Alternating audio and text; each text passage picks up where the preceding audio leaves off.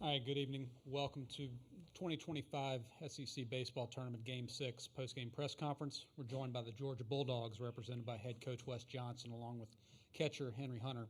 In a moment, Coach will give an opening statement, and then we'll take questions directed just to Henry, please. Caitlin and Jake have wireless microphones, so please wait to be called upon before you're asking your question. Coach, if you give us an opening statement. Yeah, guys, thought we battled hard. Thought Weatherspoon was as I've said, he's probably the best right-hander we've seen all year. The difference in the game is they didn't walk anybody. We walked 3. One of those walks scored. We should have. There's a play in there. I mean, I get it. It looks like they, whatever, fine, earn run. But we make that play at second. Run doesn't score that inning.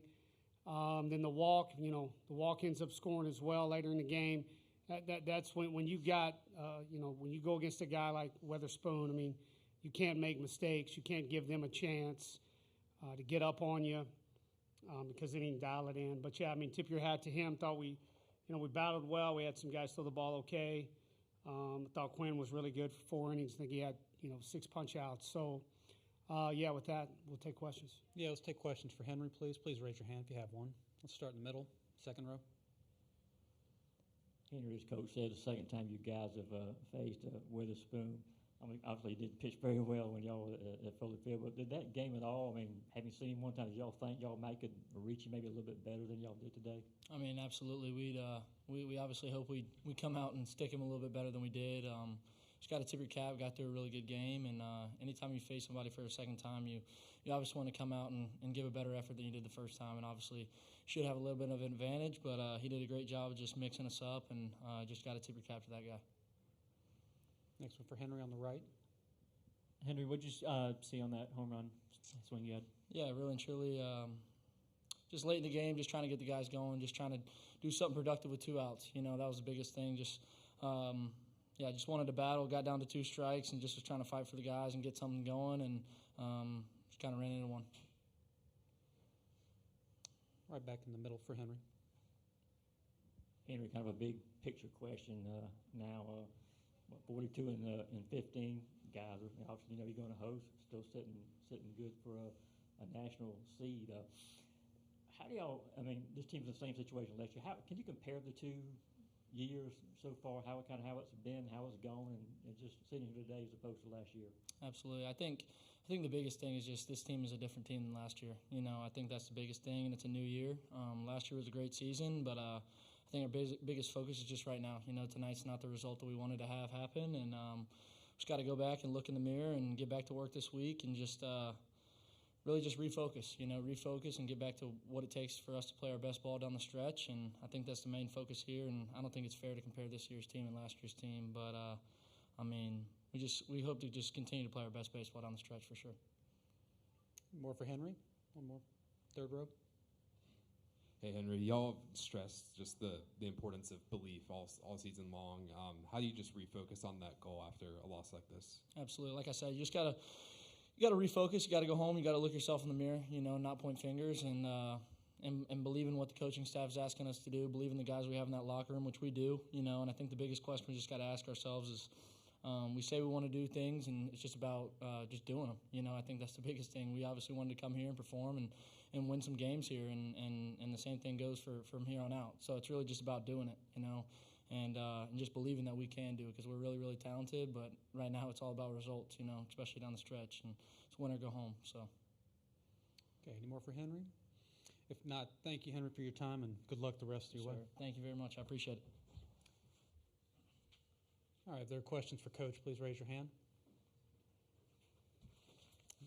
On the right. Harrison Finn, SEC Unfiltered. Coach, when you're facing a guy that's as talented as Kyson Witherspoon, especially for a second time, what's the is there a difference in approach that you take when facing him, or something that you kind of make tweaks in the lineup versus looking for a certain pitch, or how do you kind of make adjustments in facing a second time on a stage like this? Yeah, I think the difference between tonight and the first time is he probably threw, I haven't got the reports I look at post-game, but he's probably 70% off speed tonight. A guy with a 98-mile-an-hour fastball, and he's, throwing 70% off speed. So, You may go in getting ready to be on your heater, but if he's going to flip the script on you that hard, it does, and then land them. It's just challenging. Yeah. On the left. Coach, you have your extension now signed at 2031. How do you just feel about what you've led the program to making it far a few times to the Super Regionals, and what you want to accomplish next week, and also how you felt what their relievers had with Bowden and Crooks mixing into your offense? Yeah, I thought, I'll work backwards. I thought Bowden, Slade Alford, we're playing probably any other night. It's a tie ball game. Wind's blowing in a little bit. He hits the ball 103 at the right launch. And, their young man catches it at the track. I thought we got off some good swings. You look, I thought we did good against Crook. His branch, McCarthy hits the ball 100 right there at the end. It's a ground ball, but you're getting the ball 100 miles an hour. You're getting barrel to it. So, it's the difference, and it's our game. It's sometimes it's an eyelash. As far as the extension in the program, it just anytime you get stuff like that, it just means you got a lot of good people around you. You got a lot of great support. As I've told people, President Moorhead and our athletic director Josh Brooks are phenomenal. Not only are they great for the University of Georgia, they do a phenomenal job for our athletic department. And then the people that they put in place around you give you a chance for success. We just need to continue to build on it and keep trying to find ways to win ball games. In the middle for Coach. Coach, I won't ask you to compare teams, but just for biggest difference as y'all look ahead now to regionals between last year and this year, what advantage do you think this year's team may have? Yeah, the biggest difference is we can pitch a little better. We're going to have to figure out the offense piece against, you go look, you can give, Weatherspoon's been really good against us twice, really good. But, good teams find a way to grind it out and get off some better swings than we did. We're going to have to figure that piece out. And that's your, last year you're running Condon and Collins up there, and it doesn't matter who's pitching. It's reverse. Those two guys are on base. They can hit anybody in the country and do damage. So we got to figure out the offensive piece. What did we give up tonight? 8 hits. Struck out 10, walked 3. This team has the lowest, obviously I look at a lot of different numbers. This team has the lowest chase rate in our league, has the lowest swing and miss rate in our league. So for you to strike them out 10 times, you had to do something. So with that being said, I feel good with our pitching. We got to get runs across the plate against, quality arms, which has obviously held us down this year. On the right. Coach Zach Harris, another really good outing out of him. Strikes out 2, I think, in the inning he worked. But what have you seen from him just to be able to go take that closer role and run with it? It takes a special person to do that. Zach was a high school quarterback, was actually recruited to play football as a quarterback. And so he's kind of got that big moment under the lights, thing.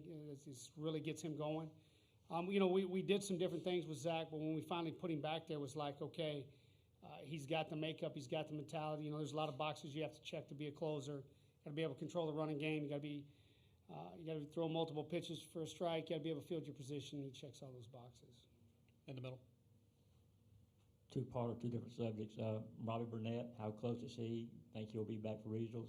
And also, again, back to your contract extension. I guess the timing of it, have that completed now before you guys played a game today and had a regionals. How important was that part of it?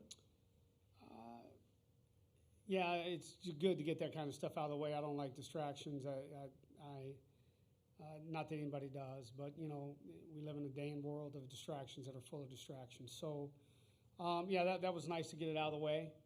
Now you don't have to put up with the chatter. We'll just leave it at that.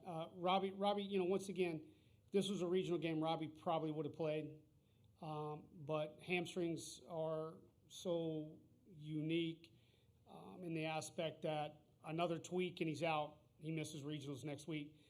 That's just us trying to be smart for next week. On the right. It's a second game back for Rylan Zaborowski. What have you seen from him since missing all that time? I thought he had some good bats tonight. Against a guy who's, like I said, he's going to be a first rounder. Had some got to hit his first at bat. I thought he was looked really good. I guess that would have been Saturday against A&M. Thought it got off some really good swings once again against a couple of really good pitchers. And then you look at today, gets a hit. Yeah, I mean, I know he punched there, but that was a good pitch, man. That kid threw to him. Yeah, I think his timing's there. I think we're ready to get Zabo back up in the middle of the order. When guys are coming back off injuries and stuff and haven't seen a ton of pitches or had a ton of ABs, I've always said it's not fair to really throw him right there in that 3-4 spot, which is where he needs to live.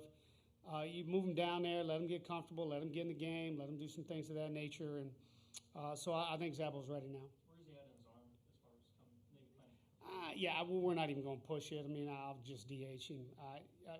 I'd have to get with our trainers. I know they're rehabbing it daily. I've told everybody, let's make sure the bat's ready to go. So We have time for one more.